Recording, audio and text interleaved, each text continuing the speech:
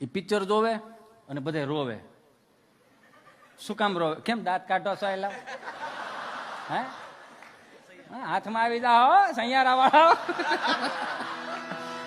ઈ પાછું રોવે. શું કામ? જૂનો પાસ્ટ યાદ કરતા હોય. બધાને જૂનો પાસ્ટ યાદ કરતા હોય. કેવો પાસ્ટ? કે એનો કંઈક જે કઈ જિંદગીમાં ક્યાંક બ્લોકમાં વીઆઈ ગયા હોય, ક્યાંક શિફ્ટીમાં આવી ગયા હોય. હું આજના યુવાન બે હાથ જોડીને પ્રાર્થના કરું, જેને પેટ આપ્યું ને, પેટ આપ્યું એ પૂરવાનું આપતો હોય. બધું છે ને તમારી હાથમાં અમુક નિયમો ન લ્યો, થોડાક નિયમો ઈશ્વર ઉપર જવા દો. હા, કૃષ્ણ વીએ ગયા, રામે વીએ ગયા, બધા વીએ ગયા. મારા બાપ, તમારી હાથમાં કાંઈ નથી. તમારા મનમાં એવો ફાંકો ન રાખો.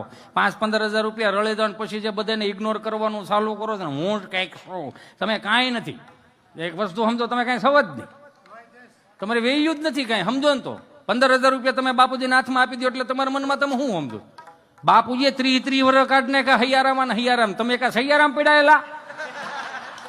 એને 1000 રૂપિયા રળીને હાથમાં આપતા શીખી જાવ તો જો હૈયારા જેવું લાગે, મજા જ આવે.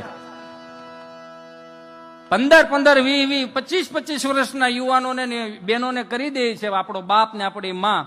તો એના પગના તળિયે જે છાલા પડી ગયા હોય ને, તે તમને આહુડ આવવા જોઈએ. કોઈક તોડીને દિલ તોડીને વી ગયા, એમાં રોવાનું ન હોય. ગાંડાવ બહાર નીકળી જાવ.